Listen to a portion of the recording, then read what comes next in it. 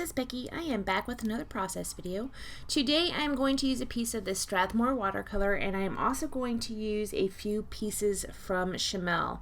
This one right here I'm going to use to mount my photo with, and this feather paper is going to serve as a part of my background. I do also pull another paper out, and it will come in later. So right here I pull out my little travel set of koi watercolors, and I'm just going to do a little smushing around the page. This layout was for a challenge over National Scrapbook Day or International Scrapbook Day, and I don't recall if it was Scrap Gals, Paper Issues, or Victoria Marie. Those are the three Facebook pages I kind of played around in a little bit on that day. So I'm trying to match these colors up to the paper, and they kind of match. The yellow matches, and the blue, I was able to make that blue kind of match, but I also put a little bit of orange in there. It doesn't so much match, but that's okay because I will tie it in. Kind of.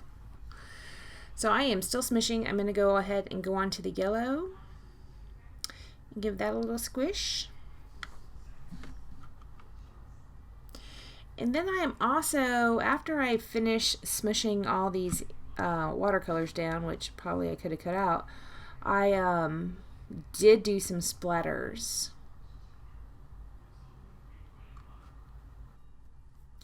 This is going to be a page about April Fool's Day, which is, FYI, my most hated day. I don't like being tricked. I don't like it when someone gives me these awesome good news and, oh, April Fool's, it's not. Or when someone gives me bad news and then I'm just instantly mad, and then they're like, oh, April Fool's. Yeah, that's not funny. All right, that is just not funny at all.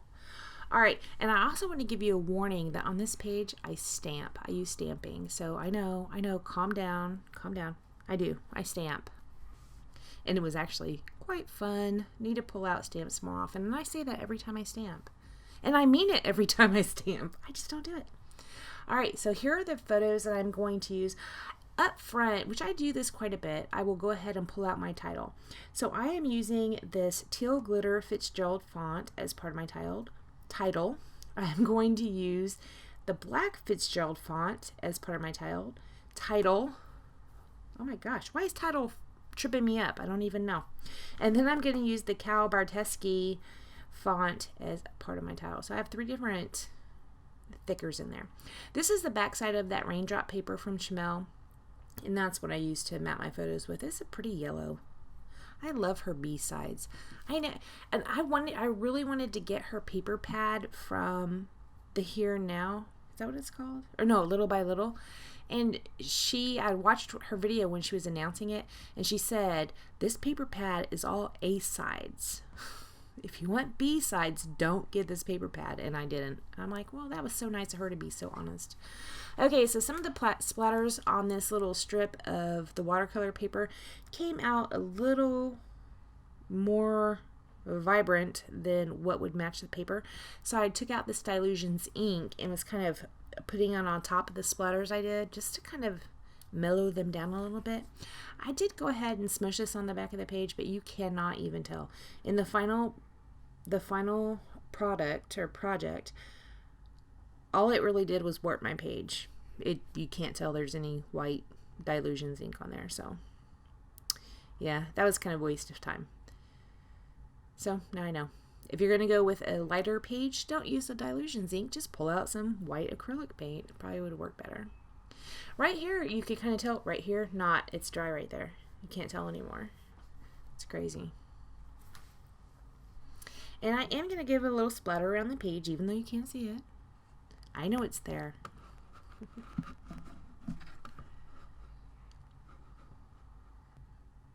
So someone had left me a comment and asked me to leave more of my process in.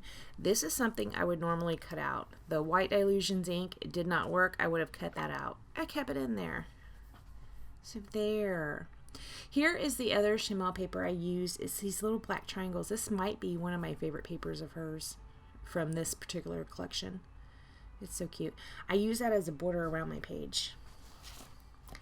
And because I had warped that feather page with the Dylusions, I didn't get it, so I have none left. I'm going to go ahead and trim up the feather paper so that I can sit it on there. I do sit it a little more to the left than to the right. The right has like probably a 3/4 inch margin, and the one on the left probably has less than a 1/4 inch margin. Okay, so this right here is a strip I trimmed from that watercolor paper, and it is going to go right there as a diagonal. That is going to serve to hold my title. I am going to go ahead and stick it down, and then I am going to trim the paper so that it is flush. I don't think I show this on camera because I think I ran out of memory or the battery died or something, but I did do black outline around the feather paper and also around that watercolor strip. Right here I showed you this ink, or not ink, this stamp set. It's not in a package, so I don't know where it came from. I might have gotten that in a D-stash, and kind of I'm almost wanting to say something like Cedar Lane might be where it came from. I'm not sure. I took the feather out of it, and I'm going to stamp in several different colors around this piece of paper right here. This is the back side of a pattern paper that I'm never going to use in a million years, so I just stamped this around. These are the Kelly Perky inks. I love these Kelly Perky inks. I am not even going to kid you. I think I bought 2 packs. I think they come in sets of 6 maybe. I got 2 packs. Love these inks. They are so awesome. I would say they're the best, but I don't have a whole bunch of ink, so I don't really have much to compare them to. Anyways, I gave those a stamp around the page. I am going to fussy cut those out, and then I am going to take a black pen and kind of outline it. That comes in later, and I don't know if I show myself doing that or not, the outlining of the feathers, because it just needed a little something extra. So right here you can see I already did the outlining on that feather paper and also on that watercolor paper.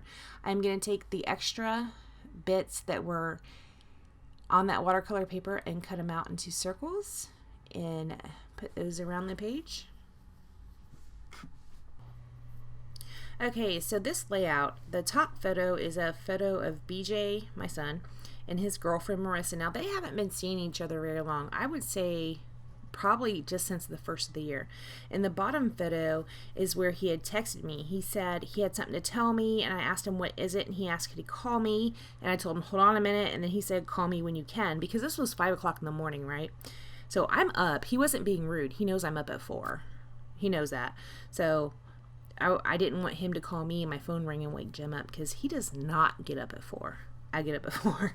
So anyways, I go ahead and call him back, and he tells me that Marissa is pregnant. Okay, it is 5 a.m. on April 1st.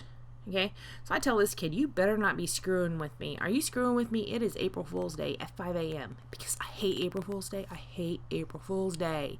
And he says, no, Mom, I didn't realize it was April Fool's Day. I'm not kidding.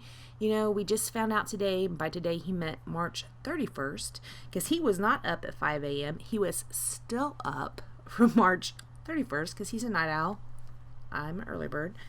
So he was still up, and he was like, I didn't realize it was April Fool's Day already, blah, blah, blah. So, no, Marissa was pregnant, and we talked. I put another little piece. I put a piece of a photo above the text messages. It just says 48 minutes, 41 seconds, call ended.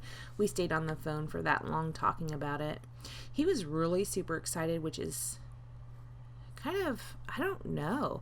I mean, they haven't been seeing each other that long, and having a baby is kind of a big deal, and he was just like taking it all cool.